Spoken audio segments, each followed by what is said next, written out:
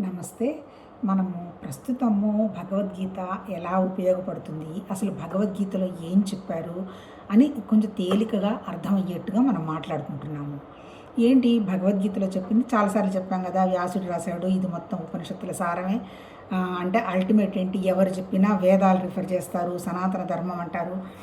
అంటే ఏంటి, ఉపనిషత్తుల్లో ముఖ్యంగా చెప్పింది ఏంటంటే ఎక్కువగా అంటే పరమాత్మ తత్వానికి సంబంధించినవి చెప్పారు. మిగిలిన వేదాల్లో కర్మకాండ ఉండి గురించి చెప్పుండొచ్చు, తర్వాత ఉపాసన గురించి చెప్పుండొచ్చు, తర్వాత మిగిలినవన్నీ చెప్పుండొచ్చు. అంటే అంతగా అవగాహన అయితే మనకు లేదు. ప్రస్తుతం మనం చదువుకుంటున్నది భగవద్గీత కాబట్టి భగవద్గీతలో చెప్పిన 18 చాప్టర్స్ నిన్న మాట్లాడుకున్నాం. మొత్తం టోటల్గా 6 వచ్చేమో కర్మయోగానికి యోగానికి సంబంధించి, మిగిలిన 6 భక్తి గురించి, అల్టిమేట్ వచ్చి జ్ఞానం గురించి చెప్పారు. తర్వాత ఏంటి చెప్పారు, అసలు మనందరికీ సమస్య ఏంటి? నిజంగా చెప్పాలంటే అర్జునుడంటే ఈ భగవతత్వానికి సంబంధించింది బోధించిందంతా కూడా జీవత్వానికి సంబంధించి బోధించారు. ఈ జీవత్వం కూడా ఒక భారతదేశమనో లేకపోతే ఒక దేవుడి పేరు చెప్పలే. భగవాన్ అంటే వ్యాపించున్నటువంటి, ఏ కోరిక లేని, ఆ తర్వాత లిమిటేషన్ లేని, ఐశ్వర్యవంతమైన గుణం లేని వాడు అని అర్థం. భగవాన్ అంటే దేవా అన్నా కూడా అదే వస్తుంది, కాంతి, వెలుగు, జ్ఞానం అన్నట్టు వస్తుంది. ఇప్పుడు ఎనిహో ఇక్కడ వాడిందంతా కూడా భగవాన్ అన్నారు కాబట్టి అందరూ కూడా అంటే ఏంటి, ఆ భగవాన్ అనేటువంటి భావము ఈ భావం అనేటువంటి భావంలో నుంచి బయటపడి ఉన్నదంతా భగవాన్ భావమేను, అది మనమేను అనేటువంటి విషయాన్ని గ్రహించడానికి మాత్రమే ఇది చెప్పడం జరిగిందని నాకు అర్థమైంది. ఏం చెప్పారు అసలు ఫస్ట్ చాప్టర్లో ఏంటి, అర్జునుడి విషాద యోగం అన్నారు. ఎందుకు అర్జునుడికి విషాద యోగం? నిజంగా నార్మల్గా కూడా చూడండి, మనకు కూడా ఏదైనా పక్కింటి వాళ్ళకి ఏదైనా సమస్య వచ్చిందనుకోండి, వెళతాము, ఏదో శుద్ధులు చెప్తాము, ఏముందమ్మా అందరం పోయేవాళ్ళమే కదా, ఉండేవాళ్ళమే కదా అని అంటాము. అది అట్ ద సేమ్ టైం అటువంటి సమస్య ఎవరికి వాళ్ళకు వస్తే మళ్ళీ దాన్ని ఏమంటారు, అంత జ్ఞానం ఏమి ఉండదు. అప్పుడేంది అంటే ఫిలాసఫీ అంటే అర్థం ఏంటి, ఎవరికైనా చెప్పటానికి పనికి వచ్చేది తత్వం, ఆచరణకు వచ్చేది ఫిలాసఫీ. ఆచరణకి రావాలన్నమాట ఏదైనా. ఈ ఇప్పుడు ఉన్న సిద్ధాంతము, దానికి మనం చేయాల్సిన సాధన చివరికి ఎట్లా అనుభవం వస్తుందనేటువంటి విషయం మీదనే ఏ ఆధ్యాత్మిక గ్రంథమైనా ఉంటుంది, లేదు ఏ భౌతికానికి సంబంధించిందైనా ఉంటుంది. ఇప్పుడు ఇక్కడ ఏం చెప్పారు, ప్రిన్సిపల్ ఏంటి, నీ ఐడెంటిటీయే నీకు సమస్య అయ్యా. నీ ఐడెంటిటీకి కారణం ఏంటి, అహంకారం, మమకారం. ఆ రెండిట్లో నుంచి కనుక నువ్వు బయటకు వచ్చావంటే నీకు సమస్య లేదు, నువ్వే భగవతత్వానివి అంటాడు. మరి నిన్ను ఆ స్థితికి రాకుండా ఆపుతున్నది ఏంటి, ఈ శరీరమే సత్యం అనుకుంటున్నావు. అందుకని ముందు నీ సాధనకి ఏం చేయాలి, నీ శరీరాన్ని ఉపయోగించు. ఎట్లా ఉపయోగించాలి, శరీరానికి ఏమున్నాయి, శరీరం అంటే మళ్ళీ ఏం లేదు, నీ మనసుకి ఏమున్నాయి, ఇష్టాలు అయిష్టాలు ఉన్నాయి. ఒక్కసారి నువ్వు ధర్మం పాటించాలి అనుకున్నప్పుడు ఇష్టం అయిష్టంతో సంబంధం లేదు. అంటే ధర్మం ప్రకారం ఏది ఇష్టమైనా అయిష్టమైనా అది వాళ్ళు చెప్పారు కాబట్టి చెయ్యాలి. అందుకని ఎప్పుడు దేని ధర్మం అన్నారు, కర్తృత్వ భావాన్ని ధర్మం అన్నారు. అంటే స్టూడెంట్ ఉన్నాడు, చదువుకోవాలి, ఉద్యోగస్తుడు ఉన్నాడు, ఇచ్చిన పనిని జీతం తీసుకుంటున్నాం కాబట్టి పద్ధతిగా చేయాలి. అట్లాగే ఫ్యామిలీలో అమ్మ నాన్న వాళ్ళు మనకు జన్మనిచ్చారు కాబట్టి గౌరవంగా చూసుకోవాలి. తర్వాత భార్యో భర్తో మన కోసం నమ్మొచ్చున్నారు కాబట్టి వాళ్ళని చూసుకోవాలి. తర్వాత మనకి పిల్లలు పుట్టారు, వాళ్ళు చిన్న మొక్కలు లాంటి వాళ్ళు ఎదుగుదలలో మన తోడ్పాటు ఉండాలి. అట్లా ఆ తర్వాత సమాజం మనకు కొన్నిస్తోంది. సమాజం దృష్ట్యా మనం సమాజాన్ని మోసం చేయకూడదు, సమాజానికి మన ద్వారా ఏం జరగాలో అయ్యేట్టు చూడాలి. అంటే అల్టిమేట్ ఏంటి, నీ కర్తృత్వాన్ని నీ స్వార్థం కోసం ఉపయోగించుకోకుండా కర్తృత్వ భావనతోటి ధర్మంగా చెయ్యి, అప్పుడు ఇష్టాలు పోతాయని చెబుతూ ఇంకేం చెప్పాడు, నిష్కామకర్మ ఎప్పుడైతే చేస్తావో ఎవరి మీద నీకు కోపం ఉండదు, కంప్లైంట్ ఉండదు, ఎక్స్పెక్టేషన్ ఉండదు. ఎందుకు, ఏదో నీకు ఇష్టం ప్రకారం కాబట్టి, భగవంతుడు ఇచ్చిన పని కాబట్టి చేసుకుంటూ పోతావు కాబట్టి ఇవి చేస్తావు, నీ మనసు నిశ్చలం అవుతుంది. రెండోది ఏంటి, యోగం చెయ్యి. యోగం అంటే ఏంటి, నిన్ను నీ ఇంద్రియాలు అటు ఇటు తిప్పుతున్నాయి, ఇబ్బంది పడుతున్నాయి. 5 సెన్సెస్ ఉన్నాయి కదా, జ్ఞానేంద్రియాలు. అందుకని వీటిని నువ్వు పెట్టాలి అంటే నీ మనసును ఒకే విషయం మీద నిలబెట్టేట్టుగా చేసుకునేట్టుగా నువ్వేం చేయాలి, దానికి నువ్వు డిసిప్లిన్డ్గా ఉండు. ఆ డిసిప్లిన్డ్గా ఉండేటప్పుడు కావాలంటే ఇప్పుడు పతంజలి యోగం చెప్పాడు కదా, నియమ ఆసన ప్రాణాయామ ప్రత్యాహార ధారణ ధ్యాన సమాధి అని. యమ అంటే ఏంటి, నువ్వు ప్రపంచానికి ప్రాబ్లం కాకూడదు, ప్రపంచం నీకు ప్రాబ్లం కాదు. ఎప్పుడు ప్రాబ్లం కాకుండా ఉంటుంది, నీకు ఇచ్చింది నువ్వు ధర్మంగా చేసుకుంటూ పోతే ఇంక నీకు ప్రపంచంతో నువ్వు ఏం ఆశించవుగా, ఇంకా ప్రాబ్లం ఏముంటుంది. తర్వాత వాళ్ళనేదో మోసం చేయాలనుకున్నప్పుడుగా నువ్వు ప్రపంచానికి ప్రాబ్లం అవుతావు. అందుకని ఎప్పుడైతే ఇలా ఉంటావో నీ మనసు నిశ్చలంగా ఉంటుంది అని చెప్తాడు. రెండోది నియమాలు ఏంటి, కొన్ని తపస్సు నియమాలు పెట్టుకో. ఈ నియమాల్లో ముఖ్యమైనది డిసిప్లిన్. నీకు డిసిప్లిన్ కనుక లేకపోతే నువ్వేమీ చెయ్యలేవు. ఎన్నో కోరికలు ఉంటాయి, అంతే కదమ్మా, ఎన్నో ఉంటాయి, ఎన్నో ఆలోచనలు ఉంటాయి. ఆ ఉన్నటువంటి జ్ఞానం ఆచరణకి రాకపోతే దాన్ని మనం ఉపయోగించుకోకపోతే ఏం ఉపయోగం లేదు. అందుకని డిసిప్లిన్ చేసుకో. తర్వాత ఆసన అంటే మనసును స్ట్రైట్గా ఉంచుకో. ఆ తర్వాత ప్రాణాయామ అంటే ఎప్పుడైతే నీకు ఈ కోరికలు ఈ గోళ్ళు అంతా తగ్గాయో ఆటోమేటిక్గా నీ ప్రాణం ఎలా ఉంటుంది, నిదానంగా తీసుకోవటం మొదలు పెడతావు. అంటే ప్రాణం ఏంటి అనేటువంటి విషయాన్ని కూడా నువ్వు గ్రహిస్తావు. ఏది అవసరమైనదిగా తెలుస్తుంది. తర్వాత ఎప్పుడైతే అట్లా గ్రహిస్తావో ప్రత్యాహార అనవసర విషయాలని బయటపడేసి నీ లోపల నువ్వేం జరుగుతుందో నువ్వు గ్రహించుకుంటావు. ఎప్పుడైతే ఇలా గ్రహించుకుంటావో ధారణలాగా అంటే ఫోకస్ నువ్వు ఏ పనిలో పెడితే ఆ పనిలో నీ మనసు నిలబడుతుంది. ఎందుకు ఇంద్రియాలు నీ చేతుల్లోకి వచ్చాయి, నీ మనసు నీ చేతికి వచ్చింది. తర్వాత కర్తృత్వ భావంలో మనసు నిశ్చలంగా మారింది. చేసిన తర్వాత అప్పుడు ధ్యాన అంటే ఏంటి, సత్యం ఏంటి, అసత్యం ఏంటి అనేటువంటి విషయాన్ని ఎప్పుడైతే గ్రహిస్తావో సత్యం మీదనే నీ దగ్గర నుంచి ధారలాగా అదే ఆలోచన నీతో నడుస్తూ ఉంటుంది. అప్పుడు నీకు వచ్చే లాభం ఏంటి, సమాధి స్థితికి వెళ్తావు. సమాధి అంటే సమత్వం. అంటే ఇప్పుడు చెప్పిన భగవద్గీతలో యోగం ఏంటి, యోగం వల్ల నీకేమొస్తుంది, సమత్వం వస్తుంది. కర్మ వల్ల ఏమొస్తుంది, మనసు నిశ్చలం అవుతుంది. తర్వాత మూడోది ఏం చెప్పాడు, ఇప్పుడు మనం చేసు జ్ఞానం అంటే ఏం చెప్పాడు, జ్ఞానం అంటే ఉన్నదంతా ఒకటేనయ్యా, దాని ఆధారంగానే వచ్చిందని అదేమంటారు దాన్ని 2 సాంఖ్యయోగంలో చెప్పాడు. తర్వాత ఇదంతా అయిపోయిన తర్వాత ఇప్పుడు మనం మాట్లాడుకుంటున్నది ఏంటి, జ్ఞాన విజ్ఞాన యోగం మాట్లాడుకుంటున్నాము. ఇది 7వది. యాక్చువల్గా ఈ విజ్ఞాన యోగం అంతా చెప్పింది కేవలం భక్తికి సంబంధించి చెప్పారు. అంటే ఇప్పుడు కర్మ అయిపోయింది, మనసు నిశ్చలమైంది, యోగం అయిపోయింది, మనసు డిసిప్లిన్ చేసుకున్నాము. ఇప్పుడు మనం భక్తి భావానికి వచ్చాము. అంటే ఏంటి, ఒక విషయాన్ని మనసు మీద పెట్టడానికి వచ్చాము. యాక్చువల్గా నిన్న మనము ఒక 7 శ్లోకాలు చదువుకున్నాం, కానీ ఎందుకో అంత సాటిస్ఫాక్షన్గా అనిపించలేదు. ఏం చెప్పాడు ఫస్ట్ దాంట్లో, జ్ఞానం అంటే ఏంటి, విజ్ఞానం అంటే ఏంటి. జ్ఞానం అంటే ఏంటి, సబ్జెక్టు విషయాన్ని అర్థం చేసుకోవటం. ఏంటి విషయం అనేది జ్ఞానం. పరమాత్మ తత్వానికి సంబంధించిన విషయం, సత్యమైన విషయం ఏంటి అనేది జ్ఞానం. విజ్ఞానం అంటే ఏంటి, మనం దాన్ని అనుభవంలోకి తెచ్చుకోవటం. అంతే. ఎవరు చెప్పినా చాలామంది అంటుంటారు, మాటలు అందరూ చెప్తారులే, యాక్షన్ కష్టం అంటుంటారు. అసలు యాక్షన్ అంటే ఏంటి, అనుభవం అంటే ఏంటి, అది ఈ చాప్టర్లో చెప్పారు. నిన్న దాంట్లో ఏంటి, ఫస్ట్దేమో అనన్య చింతనతోటి పూజ చేయాలి, నన్ను చేస్తే నీకు విషయం అర్థమవుతుందయ్యా. ఒక్కసారి నా విషయం నేను చెప్పిన సత్యాన్ని కనుక అర్థం చేసుకున్నావు అంటే నీకు ప్రపంచం అర్థమవుతుంది, తర్వాత ఈశ్వరుడు అర్థమవుతాడు, మొత్తం అర్థమవుతుంది. కాకపోతే ఏంటంటే అందరికీ ఆ స్థితి రాదు. ఎందుకు రాదు, చాలామంది ప్రయత్నం చేద్దాం అనుకుంటారు, సరిగా ప్రయత్నం చేయలేరు, చేరుకుండే వాళ్ళు ఒక్కళ్ళే ఉంటారు అంటాడంటే ఏంటి, క్లిష్టమైంది కాబట్టి నువ్వు చేయాల్సింది ఏంటి, కన్సిస్టెన్సీ. ఇప్పుడు యమానియమాలు ఇప్పుడు ఒక్కసారి యోగం చేసిన తర్వాత ఆ కన్సిస్టెన్సీ పెద్ద కష్టం కాదు. అంటే ఏంటి, మనం డిసిప్లిన్ చేసుకోవటం వచ్చిన తర్వాత విషయం మీద కూర్చొని దాన్ని అర్థం చేసుకోవటం కష్టం కాదు అని నిన్న 3 వరకు చదువుకున్నాము. కాకపోతే నిన్న 4, 5, 6, 7 ఈ 3 కూడా ఇవన్నీ అసలు మొత్తం ఎంటైర్ పరమాత్మ తత్వానికి సంబంధించిన విషయం అంతా చెప్పాడు. ఇది గనక మనకి క్లారిటీ వచ్చేస్తే అసలు భగవతత్వం ఏంటి అనేటువంటి విషయం మనకు అర్థమవుతుంది.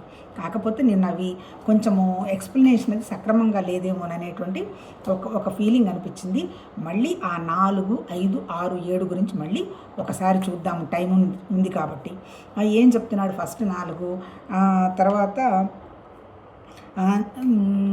అర్జున, నా భగవాన్ చెప్తున్నాడు, నా ప్రకృతి 8 రకాలుగా ఉంది అంటున్నాడు. ప్రకృతి ఎవరి ప్రకృతి, పరమాత్మతత్వ ప్రకృతి. నేనేమో అంటే సరిగా అంత క్లారిఫికేషన్ లేదు, ఈరోజు చూసుకుందాం. నా ప్రకృతి 8 రకాలుగా ఉంది అన్నాడు. ఏంటి 8 రకాలు? 8 రకాలు ఏంటంటే దానికి ఏం పేరు పెట్టాడు, అపరా ప్రకృతి అన్నాడు. అపరా ప్రకృతి అంటే ఏంటి, జడం అన్నమాట. అంటే ప్రకృతి ఏంటవి 8 పంచభూతాలు, మన మనస్సు, మన బుద్ధి, మన అహంకారం అన్నాడు. మళ్ళీ ఏమంటాడు, ఈ అపరా ప్రకృతిని ఇవన్నీ జడాలే అన్నాడు. ఇక్కడ నాకు కొంచెం కన్ఫ్యూజన్ అనిపించింది. మన మనసే కదా అన్నీ చేస్తుంది అని ఎక్కువ మాట్లాడుకుంటూ ఉంటాం కదా. ఇప్పుడు ఇక్కడ చెప్పిన దాంట్లో ఈయన ఏం చెప్పాడు, మనసు కూడా జడమనే చెప్పాడు, జడ అని అందరూ. తర్వాత ఇంకొక ప్రకృతి ఉంది, అదొచ్చేంటి, జీవరూప ప్రకృతి అంటాడు. దాన్ని ఏమంటాడు, పరాప్రకృతి లేదా చేతన ప్రకృతి అంటాడు. అంటే ఏంటి, ఈ ఫస్ట్ 8 ఉన్నాయి కదా, వీటిని పరాప్రకృతి అంటే ఏంటి, అవి జడాలు. అంటే జడాలు అంటే అర్థం ఏంటి, అవి ఉన్నాయి అని కూడా వాటికి తెలియదు, వాటిని ఉండడం అన్నారు. ఉండడం అంటే ఏంటి, సత్ అంటారు. ఈ ఉండడం అనేటువంటి విషయం వాటికి తెలియదు. మరి తెలిసింది ఎవరికి తెలిసింది, మళ్ళీ నాదే ఇంకో ప్రకృతి ఉందయ్యా, ఏంటది, అది పరాప్రకృతి. ఆ ప్రకృతే జీవ చైతన్యం, అది దానికి తెలుసు అంటాడు. అంటే ఇక్కడ చెప్పింది ఏంది, మనం అంతకుముందు కూడా చాలాసార్లు మాట్లాడుకున్నాం. సత్ అంటే ఏంటి? ఉండడం. ఈ ఉండడం అనే విషయం వాటికేం పెద్దగా అవగాహన ఉండదు, ఏదో వాటి పని అవి చేసుకుంటూ పోతాయి. ఈ ఉన్నయి అనేటువంటి విషయం ఎవరికి తెలుస్తుంది? చైతన్యానికి తెలుస్తుంది. ఆ చైతన్యాన్ని ఏమన్నాడు? చిత్ అన్నాడు. చిత్ అంటే ఏంటి? అల్టిమేట్గా మళ్ళీ చెప్పాలంటే ఏంటి? జీవం అనండి, లైఫ్ అనండి, ప్రాణం అనండి, వాట్ ఎవర్ ఇట్ మేబీ. కాకపోతే ఏంటి, ఈ రెండు ఎక్కడున్నాయి? ఈ రెండు ప్రకృతులు కూడా ఆ పరమాత్మ తత్వానికి సంబంధించిన ప్రకృతులే. అంటే ఏంటి, ఇన్ని వేరే వేరే వేరే వాళ్ళ దగ్గర లేవు, ఉన్నవన్నీ వాళ్ళ దగ్గరే ఉన్నాయి. ఇప్పుడు ఈ లైఫ్ ఎగ్జిస్టెన్స్ని ఏమంటారు? దాన్నే జీవత్వం అన్నాడు. అంతే కదా. పరమాత్మ తత్వం ఎక్స్ప్రెస్ అయింది ఎట్లా? జీవత్వం లాగానే ఎక్స్ప్రెస్ అయింది. ఆ జీవత్వం మళ్ళీ తెలిసింది ఎవరికి? మళ్ళీ జీవత్వానికి. అంటే ఏంటి, అదేమో సత్ అంటే ఉండడం, తెలిసిందేమో చిత్ జ్ఞానానికి అనమాట. ఇప్పుడు మన సంగతి చూద్దాము. చాలామంది అంటుంటారు ఆత్మండి అంటారు. ఆత్మ అంటే ఏంటి? ఆత్మ అంటే మన ఎగ్జిస్టెన్స్ ఉన్నది ఏది? బాడీ రూపంలో. ఆ తర్వాత లోపల ఇంకేముంది? మనస్సు ఉంది. అంటే దానికి ఆలోచనలు వస్తున్నాయి, దానికి తెలుసు. తర్వాత ఇప్పుడు ఈ 3 శరీరం ఉంది. ఈ మూడిట్లో ఉన్నదేంటి? చైతన్యం. అంటే ఏంటి, ఇప్పుడు నాకు ఆ జీవం ఉన్నప్పుడు మాత్రమే ఈ మనసు ఉన్న విషయం నాకు అర్థమవుతుంది. ఇప్పుడు నాకు జీవం లేదు, మనసు ఏం చేస్తుంది? అది కోమాలోకి వెళ్ళిపోతుంది, దానికేం తెలియదు. అట్లాగే ఉట్టి మనసే ఉంది, జీవం లేదు, ఉట్టి మనసే ఉంది, దానికి ఏం తెలియదు. అంటే అర్థం ఏంటి ఇక్కడ?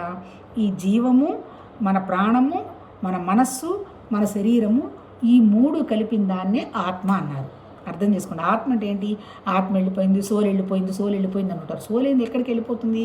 సోల్ అంటే శరీరం కూడా సోల్ కిందకే వస్తుంది. శరీరము, ప్రాణము, మనస్సు. ఎప్పుడైతే ప్రాణం, ఇప్పుడు మనం తీసుకునే ఆహారం తీసుకుంటున్నాం, ఈ ఆహారం ఎవరికి అవసరం? మనసుకు కూడా ఆహారం అవసరమే. అంటే కదా, మన మొత్తం బాడీ అంతా పనిచేయాలంటే ఏంది? ప్రాణం ఉన్నప్పుడు ప్రాణానికి ఆహారం కావాలి కదా. అందుకని ఈ మనసు ఉంటుంది. ఎప్పుడైతే మనసుకి ఏముంటుంది? మనసుకి ప్రాణం ఉన్నప్పుడు మాత్రమే ఈ మనసు పనిచేస్తూ ఉంటుంది. అంటే తీసుకున్న ఆహారం మనసుకు కూడా పనిచేస్తూ ఉంటుంది. అట్లాగే ఇప్పుడు ప్రాణం ఉండాలంటే మళ్ళీ దీనికి ఏం చేస్తుంది? దీనికి కొంత ఆహారం అవసరమే కదా, ఇది తీసుకుంటుంది. అంటే ఈ ప్రాణ శక్తి, మానసిక శక్తి, ఈ 2 కలిసే ఉంటాయి. ఈ కలిసి ఎన్నాళ్ళు ఉంటాయి? ఈ ప్రాణం ఎందుకుంది? అసలు ఈ మనసు ఎందుకుంది? ఎందుకున్నాయి అంటే దానికి ఏం చెప్తాడు అంటే దానికి కారణ శరీరం అంటాడు. కారణం అంటే ఏంటి? కారణము ఏంది? కార్యకారణ సంబంధం అంటాడు. ఈ కార్యకారణ సంబంధం గురించి ఇక్కడ మనకి ప్రస్తుతం భగవద్గీతలో చెప్పాల.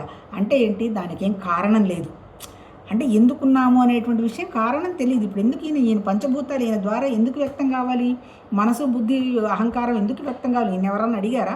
పరమాత్మ తత్వాన్ని పోయిన ఆయన ఇదంతా సృష్టించను, దానికి ఏమో ఆయన కారణం చెప్పడు. నీకెందుకు, నాకు సృష్టించాలని అనిపించింది, ఆలోచన వచ్చింది పో అని అంటాడు. అట్లాగే ఇప్పుడు మన శరీరం ఉంది, అసలు ఎందుకు వచ్చాము ఈ శరీరం? ఇప్పుడు ఇన్నేళ్ళైంది, హాయిగా ఉన్నాము, ఇంకా చాలే అబ్బా వెళదామని ఏమైనా ఆలోచన వస్తుందా? అసలు ఎందుకు కారణం అని ఏమన్నా తెలుస్తుందా? తెలీదు. అంటే అర్థం ఏంటి? కారణం తెలీదు, కార్యం తెలియదు, కాకపోతే ఫలితం తెలుస్తుంది. అంతే కదా. ఫలితం ఎప్పుడు తెలుస్తుంది? ఇది ఉపయోగించినప్పుడు తెలుస్తుంది. ఇప్పుడు ఇక్కడ చెప్పింది ఏంటి? ఈ అపరాప్రకృతి, పరాప్రకృతిలో ఇవన్నీ కూడా జడాలేను. ఎప్పుడైతే జీవ చైతన్యం వచ్చిందో అప్పుడు మనసుకి ఒక షేప్ వస్తుంది. అంతే కదా. అంటే ఇప్పుడు చెప్పింది ఏంది? ఇప్పుడు ఈ 8 ప్రకృతులు నా ఒక్కదారి దగ్గరే ఉన్నాయా? అందరి దగ్గర ఉన్నది ఇవే ప్రకృతులు. అంటే అందరి దగ్గర ఉన్నది భూమి ఒకటే, ఆ తర్వాత నీళ్లు ఒకటే, అగ్ని ఒకటే, వాయు ఒకటే, ఆకాశం కూడా ఒకటే, 5 ఒకటే. అట్లాగే మనసు ఒకటే, బుద్ధి ఒకటే, అహంకారం కూడా ఒకటే. అంటే ఈ 8 ప్రకృతులు అందరి దగ్గర ఉన్నవి ఒకటే. కాకపోతే ఎప్పుడైతే జీవ చైతన్యం వచ్చిన తర్వాత ఈ మనసు ఏం చేస్తుంది? అప్పుడు మనసుకు కొంచెం కదలిక వచ్చింది. అప్పటిదాకా అది జడం, దానికేం తెలియదు. ఎప్పుడైతే జీవత్వం దానికి వచ్చేసిందో అప్పుడు మనసుకు వచ్చిన కదలిక ఏం చేసింది? అది ఒక షేప్ తయారు చేసుకుంది. షేప్ అంటే ఏంటి? నామ రూపాలు లేవుగా అప్పటిదాకా. ఇప్పుడు నేను చెప్పిన 8 ప్రకృతుల్లో నేను ఈ పేరు పెట్టాను నేనేం చెప్పాడు? నామరూపాలన్నీ లేవు. ఎప్పుడైతే జీవత్వం వచ్చిందో ఒక నామం వచ్చేసింది. నామం అంటే ఏంది? ఒక ఆలోచన వచ్చింది. అప్పుడు మనసుకి యాక్టివిటీ వచ్చింది, ఆలోచన వచ్చింది. రావడంతో అదేం చేసింది? ఒక రూపాన్ని ఊహించేసింది. ఇదిగో ఈ అమ్మాయి, ఇదిగో ఈవిడ ఇలా ఉండాలి, ఇదిగో ఇవన్నీ ఉన్నాయి అన్నారు. అందుకని పాపం మనవాళ్ళు ఏం చేశారు, ఒక మనిషికి తేడా లేదు కాబట్టి వాళ్ళ ఆలోచనలు, వాళ్ళ సంస్కారాలు, వాళ్ళ కోరికలకు అనుగుణంగా వాళ్ళు పుట్టారు. దాని ప్రకారమే వాళ్ళ జన్మ కర్మ ఏదేదో చెప్తూ ఉంటారు. ఇప్పుడు ఇక్కడైతే ఈ జన్మ కర్మ సంగతి ఏం చెప్పాలా, అష్ట ప్రకృతులు వచ్చాయి, పరాప్రకృతి వచ్చేసింది, మళ్ళీ జీవ చైతన్యం అయిపోయింది, ఇదంతా కూడా నా దగ్గర నుంచి వచ్చింది సృష్టి అన్నాడు. కానీ ఇక్కడ నేను ఇదిగోనయ్యా, నేను రాముణ్ణి, నేను కృష్ణుణ్ణి, నేను వినాయకుడిని అనేమన్నా ఈయన పేరు చెప్పాడా, ఏం పేరు చెప్పలా. ఇప్పుడు ఏం జరుగుతుంది, పరమాత్మ తత్వంలో వచ్చినటువంటి వాటికి ఏం పెట్టుకున్నామో మనమే పెట్టుకున్నాం. మనమంటే ఎవరు, జీవత్వాలే పేరు పెట్టారు. ఏం పెట్టారు, ఆ సృష్టిలో ఏం పెట్టారు వాళ్ళకి, దానికి హిరణ్య గర్భ అన్నారు. ఆ తర్వాత ఆలోచించే శక్తినేమో అంతర్యామి అన్నారు. మూడోది ఏంటి, రూపంగా వ్యక్తమైన దాన్ని విరాట్ అన్నారు. అది బ్రహ్మాండం అన్నమాట. అంటే ఏంటి, అది సృష్టి అయిపోయింది. ఆ సృష్టి అయిపోయిన తర్వాత మళ్ళీ మన సృష్టికి ఏం పేరు పెట్టుకున్నాము, ఎక్కడి నుంచి వచ్చాము మనము, దీన్నంతా విశ్వం అన్నారు. విశ్వం ఏదో ఉంది కదా, అది ఎక్కడి నుంచి వచ్చింది, విశ్వంలో ఉన్నటువంటి ఈ భగవతత్వంలో నుంచి ఈ విశ్వం అనేది ఒక దర్పణంలాగా కనపడుతుంది అంటాడు. అంటే ఇక్కడ సృష్టి జరిగినట్టే చెప్పటల్లా, అంటే వ్యక్తం అవుతుంది అని చెప్పాడు. ఈ విశ్వంలో ఎవరున్నారు, మళ్ళీ మన మనసులో ఉన్నటువంటి మన తేజస్సు అంటే కాంతి అంటే మళ్ళీ చెప్పాలంటే అది ప్రాణం అనండి, మనసు అనండి, ఏదైనా కాంతి. తర్వాత మూడో దాన్ని ఏమంటాడు, ప్రజ్ఞ అన్నాడు. మళ్ళీ ప్రజ్ఞ అంటే ఏంటి, మన మనస్సు. అంతే కదా, ప్రజ్ఞ అంటే ఏంటి, జ్ఞానం. అంతే కదా, ఒక్కొక్కరికి ఒక్కొక్క ప్రజ్ఞ ఉంటుంది. మనకు ఆశ్చర్యపోతాం, పుట్టిన తర్వాత 3 సంవత్సరాలకి వాడు సంగీతాలన్నీ పాడుతూ ఉంటాడు. అట్లా ఒకళ్ళు చాలా వండర్ఫుల్గా ఒక్కొక్క పెయింటింగ్ వేస్తారు, ఒకళ్ళు చక్కగా పాట పాడతారు, ఒకళ్ళు వండర్ఫుల్గా వంటపడి చేస్తారు. ఇదంతా ఏంటి, ఈ ప్రజ్ఞ. మళ్ళీ ఎన్ని ఉన్నాయి మన దగ్గర, అక్కడ విశ్వంలో, అక్కడ సృష్టిలో ఎన్ని ఉన్నాయి, 3 ఉన్నాయి. మళ్ళీ మన దగ్గర ఎన్ని ఉన్నాయి, మళ్ళీ 3 ఉన్నాయి. అంటే ఏంటి, విశ్వంలో నుంచి మనం వచ్చాము, మనకు తేజస్సు ఉంది, తర్వాత మూడోది ప్రజ్ఞ ఉంది. అంటే ఇవన్నీ కూడా మళ్ళీ చెప్పాలంటే ఏంటి, పేర్లే. మరి ఇవన్నీ ఎక్కడి నుంచి వచ్చాయి, నిరాకారమైనటువంటి శక్తి నుంచి వ్యక్తమైనవే ఇదంతా కూడా. ఆ తర్వాత ఇంకోటి, ఇది 4, 5 ఈ రెండింటికి చెప్పాడు. అపరాప్రకృతి పరాప్రకృతి అన్నాడు. ఈ జడత్వాన్ని నేనే నా నుంచే వచ్చింది. ఆ తర్వాత లైఫ్ కూడా నా నుంచే వచ్చింది. అంటే లైఫ్ అంటే ఏంటి, కాన్షియస్నెస్ అంటే ఎగ్జిస్టెన్సు, చేతన ప్రకృతి అంటాడు. మళ్ళీ అల్టిమేట్గా 2 సపరేట్గా లేవు. ఆ భూమి ఉంటేగా భూమి మీద మనం ఉన్నామని తెలిస్తే కదా భూమి ఉందని మన కంటికి కనపడుతుంది. అంటే అల్టిమేట్ ఏంది, మనం ఎన్నిసార్లు 2 అనుకున్నాం కానీ ఉన్నది ఒకటే అంటే ఏంటి, ఆ పరమాత్మ తత్వ శక్తియే వ్యక్తమైందేమో. భూమి, నీళ్లు, అగ్ని, ఆకాశంలాగా కనపడుతుంది. మళ్ళీ అర్థమవుతున్నది ఎవరికి, మళ్ళీ ఆ పరమాత్మ సృష్టి నుంచి వ్యక్తమైనటువంటి జీవ చైతన్యానికి ఉన్నాయి అనేటువంటి విషయం తెలుస్తుంది. అంతకంటే ఇంకేం లేదు. అంటే అల్టిమేట్ ఏంటి, నామరూపాలు లేనటువంటి పరమాత్మ తత్వ శక్తి మాత్రమే ఉండడం అనేది ఉన్నది అంటాడు. మళ్ళీ ఉన్నది అంటే ఆన్సర్ ఏమొస్తుంది, ప్రశ్న ఎట్లా ఉంది, ఎప్పుడున్నది, ఎక్కడున్నది, ఎట్లా ఉన్నది అని వస్తుంది. అందుకని వాళ్ళు ఏం చెప్పారు, ఆది అంటే ఎప్పటి నుంచో ఉన్నది. ఎక్కడున్నది, అనంతంగా ఉంది. ఎప్పుడుంది, సతతం ఉంది. ఎట్లా ఉంది, కదలకుండా ఉంది. ఏంటి, మంచిదా చెడ్డదా, గుణాలేవి లేనిది, నిర్వికల్పం, నిరాకారం, నిశ్చలం, అనంతం, నిరంజనం అని చెప్తున్నాడు. అంటే అర్థం ఏంటి, అది ఎలాంటిది, నిరాకారం అంటే ఏంటి, దానికి ఆకారాలు లేవు, గుణాలు లేవు, ఏమీ లేవు. అయితే శక్తి అయితే మాత్రం ఉన్నది. దానికే ఉదాహరణగా కరెంట్ అని చెప్తారు. మరి ఆ కరెంటు మరి బల్బు ఎక్కడి నుంచి పెట్టినాం, బల్బు ఎవరు, మనము బల్బే. అంటే మనం బల్బు వెలగాలంటే మనలో ఏముండాలి, కరెంట్ ఉండాలి. అంటే ఆ కరెంట్ ఉండబట్టే ఈ బల్బు వెలుగుతుంది. అంటే ఏంటి, మనలో ఆ భగవతత్వ చైతన్య శక్తి ఉండబట్టడం మాత్రం వల్లనే ఈ నోట్లో నుంచి మాట వస్తుంది. ఆ చైతన్యం పోయిన మరుక్షణం మనసు ప్రాణం 2 కలిసేసేసి వెళ్ళిపోతాయి. ప్రాణం పోతుంది, మనసు తెలివి తప్పుతుంది. ఈ శరీరం ఏంటి, పంచభూతాలతో తయారైన శరీరం. ఒక్కొక్క ఆచారం ఒకటి తగలబెడతాడు, ఒకడు పూర్తి చేస్తాడు, ఒకటి తీసుకెళ్ళి సంపద నీళ్ళలో పడేస్తాడు.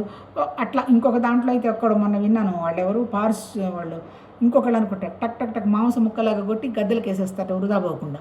అంటే ఏంటి, అదంతా అంటే జడం కదా, ఇంక దీనికి ఇంకేం ఉండదు ప్రాణం పోయిన తర్వాత. ఆ ప్రాణశక్తి, ఆ చైతన్య శక్తి, ఆ జ్ఞానశక్తి అవుట్ సైడ్ కాదయ్యా నేనేను అంటాడు. ఇప్పుడు ఇంక మన టెన్షన్ ఏంది, మనతో ఉన్నది ఎవరు, భగవతత్వం ఉన్నదని చెప్తున్నాడు కదా. కాకపోతే ఇక్కడ ఏం చెప్తున్నాడు, ఈ అష్ట ప్రకృతులతో వ్యక్తమైంది అంటున్నాడు కదా. అందుకనే ఈ అష్ట ప్రకృతులకు ఆయన ఇంకేం చెప్పాడు, 3 పేర్లు పెట్టాడు. ఏంటి ఆ 3 పేర్లు, ఇప్పుడు పంచభూతాలతో పాటు మనసు, బుద్ధి, అహంకారం ఉంది కదా, అందుకని 3 గుణాలు పెట్టాడు. ఏంటవి, సత్వతమ రజో గుణాలు. ఏంటి సత్వం అంటే ఏంటి, మనస్సు. రజోగుణం అంటే ఏంటి? కాలం. ఆ తర్వాత తమో గుణం అంటే ఏంటి? ఒక వస్తువు. అంటే ఏంటి? ఈ 3 గుణాలు వ్యక్తమైంది ఎట్లా? టైము, స్పేసు, ఆబ్జెక్ట్గా వ్యక్తమైంది. అంతే కదా. ఒక శూన్యం లాంటి చోట ఒకటి వ్యక్తమైంది. వ్యక్తమైన తర్వాత దానికి ఏమనిపించింది? అది కాలంలో వచ్చింది. కాలం వచ్చిన తర్వాత ఎలా కనపడింది? అది ఒక రూపమో నామో ఒక రకంగా కనపడింది. మళ్ళీ ఏంటి అంటే మళ్ళీ ఇవన్నీ మళ్ళీ అందుకని ఈ పేర్లకు అనుగుణంగానే మహానుభావులు పేర్లు పెట్టుకున్నారు. తర్వాత మళ్ళీ ఏం చెప్పారు? స్థూల సూక్ష్మ కారణ అన్నారు. స్థూల సూక్ష్మ కారణం అంటే మన శరీరం స్థూలము, లోపల ఉన్నటువంటి ఆలోచనలు ప్రాణము సూక్ష్మ శరీరం, లోపల కారణం మనకు తెలియదు. ఎందుకు వచ్చాము ఎవరికి ఈ భూమి మీద తెలియదు. ఎందుకు వచ్చిందయ్యా కరోనా అంటే సరిగా ఆన్సర్ చెప్పేవాళ్ళు ఎవరు లేరు. కాకపోతే ఉన్నదైతే ఒకటే సత్యం, మనం బలహీనులం కాదు, మనతో ఆ పరమాత్మ తత్వ చైతన్యం మన ప్రాణం ఉన్నంత వరకు ఉంటుందనేటువంటి విషయాన్ని మనం గ్రహిస్తూ ఈ శరీరం అనేది జస్ట్ ఆధారం. దీని ద్వారా ఏదో ఒక పని జరిగిపోవాల్సింది జరిగిపోతూ ఉంటుంది. అది భగవతత్వ పని కనుక చేసుకుంటూ పోతున్నాము అంటే అనుభవం, ఆనందం అదే. ఇప్పుడు జ్ఞానం ఏంటి? ఉన్నదంతా ఒకటే శక్తి అనేటువంటిది జ్ఞానం. ఈ వ్యక్తమైందంతా ఏంటి? ప్రపంచము, జీవుడు, జగత్తు, ఈశ్వరుడు అంతా దాంట్లో నుంచి వచ్చినవే. జగత్ అంటే ఏంటి? జగత్ అంతా టైము, స్పేసు, ఆబ్జెక్టు జగత్తు. అక్కడి నుంచే కదా వ్యక్తమై వచ్చింది. దానికి ఏమైనా నామరూపాలు ఏమైనా ఉన్నాయా? ప్రపంచమే అంటున్నావు. ప్రపంచం మన ఇబ్బంది పెడుతుంది అంటున్నావు. ఇబ్బంది పెట్టేవాడు నువ్వు. ఇబ్బంది పడకపోతే నిన్ను ఈ భూమి మీద ఎవరు ఇబ్బంది పడలేరు. నువ్వు సంతోషపడకపోతే ఈ భూమి మీద నిన్నెవరూ సంతోషపెట్టలేరు. అంటే సుఖము, సంతోషం, బాధ, దుఃఖం అన్నీ ఉన్నది ఎక్కడ? నిరంకారంగా ఉన్నటువంటి పరమాత్మతత్వం మనతోనే ఉందన్నమాట. మనం ఏది కావాలంటే అది చెయ్యొచ్చు అనే దానికి అర్థం. అంటే టైము, స్పేసు, ఆబ్జెక్టు ప్రపంచం, నామరూప క్రియలు మన శరీరం. అందుకని ఏమన్నాడు అక్కడ? సత్ చిత్ అన్నాడు కదా. ఎగ్జిస్ట్ అయిందేమో సత్, దానికి తెలిసిందేమో చిత్ అన్నాడు. మళ్ళీ అక్కడే మళ్ళీ ఇంకేమన్నాడు? సత్యం, జ్ఞానం, అనంతం బ్రహ్మ అన్నాడు. సత్యం ఉన్నది అదే, ఒకటే పరమాత్మతత్వం, అదే జ్ఞానం, అది అనంతంగా ఉంది, అదే బ్రహ్మ అన్నాడు. అంటే అల్టిమేట్ ఏంటి? ఆ ఒక్కటి తప్ప ఇంకొకటి లేదు అనేది అద్వైత వేదాంతం. మన భగవద్గీతలో కూడా మహానుభావులు ఆ అద్వైత వేదాంతమే చెప్పున్నారు. కాకపోతే ఏంటి? మళ్ళీ ఎవరి స్థితికి అనుగుణంగా వాళ్ళు ఎవరు చెప్పింది వాళ్ళు నమ్మి దాన్ని ఆచరించుకుంటూ పోయినారు. అల్టిమేట్గా రావాల్సిన కండిషన్ అయితే మాత్రం ఇది. స్థితి అంటుంటారు చాలామంది. ధ్యానం చేసిన తర్వాత మీ స్థితి ఎట్లా ఉందండి, మీ స్థితి ఎట్లా ఉంది? స్థితి ఏముంది? ఎప్పుడైతే పరమాత్మతత్వ ఆలోచన మీద కూర్చుంటావో నిశ్శబ్దంగా ఉంటుంది కాసేపు. ఇంకా మళ్ళీ లేచిన తర్వాత మళ్ళీ ఆ స్థితి ఉంటుందా? మళ్ళీ మామూలు స్థితికి వెళ్ళిపోతాం. అందుకనే ఏం చెప్పారు ఇక్కడ? ఇప్పుడు సత్వతమ రజోగుణాలతో పాటు ఇంకోటి కూడా చెప్పారు. ఏమేమి చెప్పారు? నిద్ర లేచిన వాడి స్థితి, తర్వాత పడుకున్నప్పుడు కలలు వచ్చినప్పుడు కలల లాంటి స్థితి, ఆ తర్వాత డీప్ స్లీప్గా నిద్రపోయాము మనకి ఏమీ తెలియని స్థితి. ఈ 3 స్థితుల్లో కూడా ఉన్నది ఒకటే స్థితి, పరమాత్మతత్వ స్థితి. ఇప్పుడు మనం మారిపోతున్న, లేచిన తర్వాత నేను వేకర్ని, ఇప్పుడు చేసే పనులన్నీ డిఫరెంటు. నిద్రపోతున్నప్పుడు నిద్రపోయేవాడిని, అప్పుడు పరిస్థితులు, అప్పుడు ఆ తత్వం వేరు. డీప్ స్లీప్ ఉన్నప్పుడు ఈ ప్రపంచము తెలియదు, మనసు తెలియదు, చుట్టాలు తెలియదు, బంధువులు తెలియదు, ఏమీ తెలియదు. అలాంటి స్థితికి నువ్వు రావడం అనేదే పరమాత్మతత్వం. అంటే అక్కడ పరమాత్మతత్వం ఎందుకున్నాడు ఆయన అక్కడ? ఆయన ఏం కోరుకోవటల్లా, ఏదో సృష్టి జరగాలని ఒక ఆలోచన చేశాడు, అక్కడ కూర్చున్నాడు. ఆ ఆలోచన పట్టుకొని మనం విపరీతంగా సృష్టించుకుంటూ పోతున్నాం మన మనసుతోటి. ఎందుకు మన మనసుతోటి సృష్టించుకున్నాం? యాక్చువల్గా మనసు కూడా జడమే అంటున్నాడుగా. ఆ జీవ చైతన్యం, పరమాత్మ జీవ చైతన్యం మనలోనే ఉంది కాబట్టి ఈ మన మనసు రకరకాలైన షేపులు, రకరకాలైన పేర్లు తయారు చేసుకుంటూ అదే సత్యం అనుకుంటూ మళ్ళీ పని చెయ్యడము, అనుభవం దాని చుట్టూ తిరుగుతుంది. ఇప్పుడు ఇక్కడేం చెప్పాడు? జ్ఞాన విజ్ఞానులు ఏం చెప్పాడు? జ్ఞానం అనేది అదయ్యా, అనుభవం ఏంటి? అదేననేటువంటి స్థితిలో నువ్వు ఉండి నీ ద్వారా పనిచేసుకుంటూ పో, నీకే టెన్షన్ ఉండదు అని చెప్తున్నాడు. 4-5. ఆరోది ఏం చెప్తున్నాడు? సమస్త ప్రాణులను ఈ 2 విధాలైన ప్రకృతుల నుండి ఉత్పన్నమగుతున్నవి. ఈ జగత్తు యొక్క ప్రభావము లీనమగుటయు నా వల్లే జరుగుతున్నది. అనగా ఈ సంపూర్ణ జగత్తునకు నేనే మూల కారణం. అంటే ఆది అనాదియు నీవే కాదా అంటే అర్థం ఏంటి? ఇది పుట్టడానికి నేనే కారణం, తీసేసుకోవడానికి నేనే కారణం, ఉంచడానికి నేనే కారణం. నేనే కారణం అంటే ఏంటి? ఆ శక్తే ఉన్నది, అన్ని చోట్ల అదే శక్తి ఉంది. ఉన్నాము, ఎన్నాళ్ళు ఉంటాము? ఏదైనా మనకు కోరిక ఉంది, అది అయిపోయింది, దాని తర్వాత దానంతటదే వెళ్ళిపోతుంది. మళ్ళీ రావడమా పోవడమా అంటే ఇప్పుడు పరమాత్మ తత్వశక్తిలాగా జీరో అయిపోతే ఇంకొచ్చేది ఎక్కడ ఉంటుంది? ఒకవేళ ఏదైనా రావడం అంటూ ఉన్నా మళ్ళీ ఏదైనా శరీరంతో సంబంధం లేకుండా ఉండేటువంటి స్థితి వచ్చే అవకాశం ఉండొచ్చు అని చెప్పాడు కదా. యోగం నువ్వు చేస్తూ మధ్యలో పోతే నీకేం నష్టం లేదు, నువ్వు ఎక్కడ పని ఆగిపోయిందో అక్కడి నుంచి మొదలు పెడతావయ్యా అని మళ్ళీ ఆ ఇన్సూరెన్స్ కూడా ఇచ్చాడు. అంటే అర్థం ఏంటి? ఈ సృష్టి మొత్తము ఉన్నదంతా ఒకే ఒక శక్తిలో నుంచి అంతా వ్యక్తమైంది, అంతకు తప్ప ఇంకొకటి లేదు అనేటువంటి విషయమే చెప్తున్నాడు. ఆ తర్వాత ఇంకోటి ఏం చెప్తాడు? నాకంటే నువ్వు పరమకారణమైంది ఏదీనూ లేదు. ఈ జగత్తునందరి వస్తువులన్నీ నువ్వు సూత్రమునుల వలె నా యందు కూర్చబడి ఉన్నవి అంటాడు. అంటే ఏంటి? నేను లేనిది ఏదీ లేదు. అంటే ఏంది? నేను ఒక సూత్రధారుణ్ణి. అన్ని పువ్వులు నా దారానికే కట్టబడి ఉన్నాయి. ఒక పువ్వు ఉంది, ఆ పువ్వు పని అయిపోయింది, అందులో నుంచి రాలిపోతుంది. మళ్ళీ ఏదైనా అవసరమైతే మళ్ళీ కూరుకుంటుందేమో తెలియదు. అంటే ఏంటి? నేను తప్ప ఇంకొకటి లేదు అని చెప్తున్నాడు. ఇప్పుడు మనం మన మన అనుభవానికి తెచ్చుకోవాల్సింది ఏంటి? మనకి రకరకాల ఆలోచనలు వస్తాయి కదా. అందుకని ఏది చేస్తున్నాయింది ఇంకా నాకు అవసరం లేదు, నాకు సత్యం తప్ప ఇంకొకటి అక్కర్లేదు అనేటువంటి భావం ఉంటే, అంటే ఏంటి? నాకు ముముక్షత్వం తప్ప ఇంకొకటి కావక్కర్లేదు అనేటువంటి భావం వస్తే అప్పుడు నువ్వు నీ మనసు మీద పని చేసుకోవటం మొదలు పెడతావు. మనసు మీద పని అంటే ఏం లేదు, జరిగిపోయిన విషయాలు అన్నీ పరమాత్మతత్వంలో భాగమే, జరగబోతున్నవి అన్నీ పరమాత్మతత్వంలో భాగమే, ప్రస్తుతం చేస్తున్న పని కూడా పరమాత్మతత్వంలో భాగమే. నాకు ఏదైనా అది కావాలి ఇది కావాలి ఉన్నప్పుడే టెన్షన్ వస్తుంది, లేకపోతే ఏముండదు. అందుకని అన్నిటికంటే మూలం ఏంటి? ఎప్పుడైతే నీకు ఆ భావం వస్తుందో, నాకు అక్కడి నుంచి ఏం రాలేదు, వీళ్ళు చెడ్డవాళ్ళు అనేటువంటి భావం అంతా లేదనుకో, ఇంద్రియాలు అంతే కదా, ఈ శరీరానికి చుట్టుకున్నవేంది మనుషులు వస్తువులేగా, వీటితో నాకేం అవసరం లేదు, కాకపోతే ధర్మం అయితే తప్పదు అని పరమాత్మతత్వ భావంలో ఉండి నీ ధర్మాన్ని నువ్వు నిర్వర్తించుకుంటూ ఉన్నావంటే నీ మనసు నిశ్చలం అయిపోతుంది. ఒక్కసారి మనసు గనక శాంతి వచ్చిందంటే నువ్వు ఎక్కడ చూసినా శాంతే కనపడుతుంది. ఎందుకు? నువ్వు సృష్టించింది ఏదీ లేదుగా. నీ ఎదురుగా నా బంధువులు నువ్వు సృష్టించుకున్నదే, ఈ ఆస్తులు నువ్వు సృష్టించుకున్నదే, ఇంకా చెప్పాలంటే నీ హెల్త్ కూడా నువ్వు సృష్టించుకున్నవే. వద్దు అనుకున్న పదార్థాలని తీసుకున్న తర్వాత వచ్చింది కదా, ఇప్పుడు మళ్ళీ ఏంటి? నా సృష్టే కదా అని నీ సృష్టిని నువ్వు తీసేసుకోవటం మొదలు పెట్టాలి. అంటే ఏంటి? త్యాగం, కోల్పోవటం ఎప్పుడైతే మొదలు పెడతావో నీకు కావాల్సినవన్నీ నీకు వస్తాయి అంటాడు. ఎప్పుడైతే నీకు మనశ్శాంతి వస్తుందో నీ మనసు ఎప్పుడు సంతోషంగా ఉంటుంది. ఎప్పుడైతే నువ్వు సంతోషంగా ఉంటావో నువ్వు ఎవరితో అన్నా మాట్లాడినా, కూర్చున్నా, తింటున్నా, విన్నా సంతోషమే కనపడుతుంది. అంటే అనుభవం అంటే ఏంటి? ఏదో ఒక అరగంట ధ్యానం చేయడము, లేదా ఒక అరగంట యోగం చేయడము, ఒక అరగంట పూజ చేయడము అనుభవం కాదు. అది ఒక పని. అది అయిపోయిన తర్వాత మనం ఎందుకు చేస్తున్నాము? ఆ పరమాత్మతత్వ భావానికి మనం దగ్గర అవడానికి చేస్తున్నాము, సత్యం కనుక్కోవడానికి చేస్తున్నాం అనేటువంటి భావం వచ్చినప్పుడు, ఉన్నదంతా అదే అనేటువంటి స్థితి అయినప్పుడు, ఈ శరీరం ఉపాధి ఉంది కదా, వెళుతూ ఉంటుంది. ఇదేం గమ్మును కాసేపు కూర్చోదు, తర్వాత ఇంకా మనసు ఉంది కదా, ఈ మనసు కూడా రకరకాల సంకల్ప వికల్పాలు చేస్తూనే ఉంటుంది.